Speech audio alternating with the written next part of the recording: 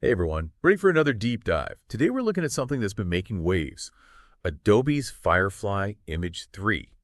Yeah, there's latest AI image model, and we've got a pretty good spread to work with. Press release, early reviews, even a few takes from design blogs. So let's get into it, see what this Firefly Image 3 is all about and what it means for all of us. Okay, so right off the bat, Adobe's calling this a major leap forward. Yeah. One of the things that seems to be getting everyone excited is how much more photorealistic the images are. Apparently, Firefly Image 3 is supposed to be able to render people with like really subtle expressions and complex stuff like cityscapes, even crowds. Which, I mean, if you think about it, that's huge. You could be looking at images that are pretty much indistinguishable from a photo. And think about the implications for things like advertising or filmmaking, even video games. It's kind of mind-blowing. And it's not just about the realism either. They're also introducing this thing called a style engine. It's like having a library of artistic filters just built in. So you can make your image look like a vintage film or have that like surreal Dali vibe. Apparently it can even like mimic the style of certain artists. Ugh. Which brings up some interesting questions, but we'll get to those a little later. One thing that's always been a pain with AI image generation is figuring out the right text prompt. You know what I mean? That description you have to type in. But Adobe's trying to take some of the guesswork out of that with a couple of new features. Structure reference and style reference. So a structure reference, you can upload an image, and then the AI will generate new images that have the same composition as the one you uploaded. So like say you've got a photo with a really cool layout. You can use that as a starting point, and Firefly will create variations on it. Pretty neat, huh?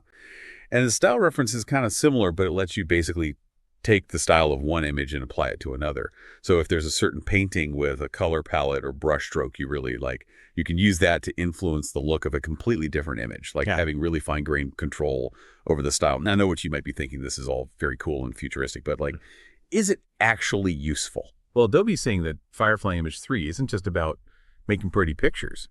It's about improving workflows and making things easier for creative professionals. One area they're highlighting is creating designs that use both visuals and text. So like imagine you're working on a poster for an event. You could use Firefly Image 3 to make a cool background image and then have it add in the title, all the text stuff right there in the same program. No more jumping between different apps. Pretty cool, right? And it can understand the text, like it renders it naturally as part of the image instead of just like slapping it on top. So that's a big step forward for making AI-generated images look more like real designs, something you could actually use for a project. But like any new technology, there are some questions coming up.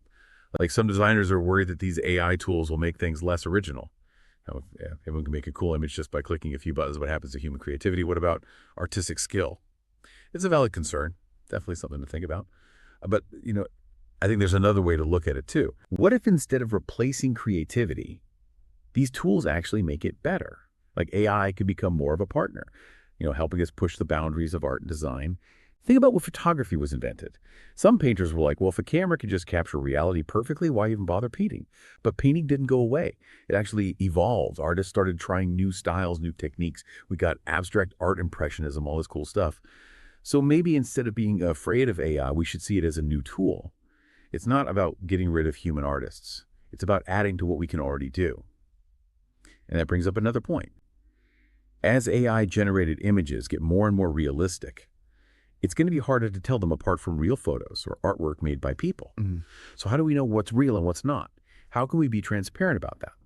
Well, Adobe seems to be thinking about this too. They're using these things called content credentials. It's basically a way to attach information about where an image came from, like a digital watermark that says how it was made and if AI was used. And that kind of transparency is really important. It protects human creativity and lets people make informed choices about what they're seeing. Because even with all the amazing things AI can do, I still think there's something special about human creativity. It's about that initial spark of an idea, that emotional connection, the little imperfections that make art unique. AI can't copy that, at least not yet. So where does that leave us? It feels like we're at this crossroads. Technology is changing what's possible, and it's up to us to figure out how to deal with that.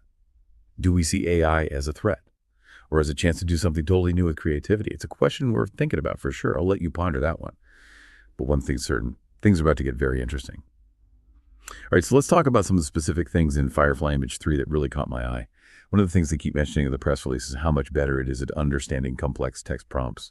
Like in the past, you really had to keep things simple when you were describing what you wanted the AI to create.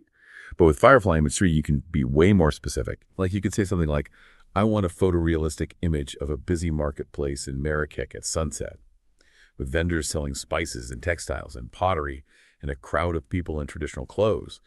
And it's supposed to be able to get all of that and generate an image that actually reflects all those details. I guess we'll have to see how well it works in practice. But if it really can do that, it's a pretty big deal for anyone using AI for creative work. And speaking of big deals, another thing that caught my attention was the style engine. It's like having a library of different art styles at your fingertips. And get this, they're even saying you can mimic the style of specific artists. So like if you've always wanted to make something that looks like a Van Gogh or a Picasso, Firefly Image 3 might be able to do that. And that's where things get really interesting because it brings up questions about copyright and who owns the rights to the art.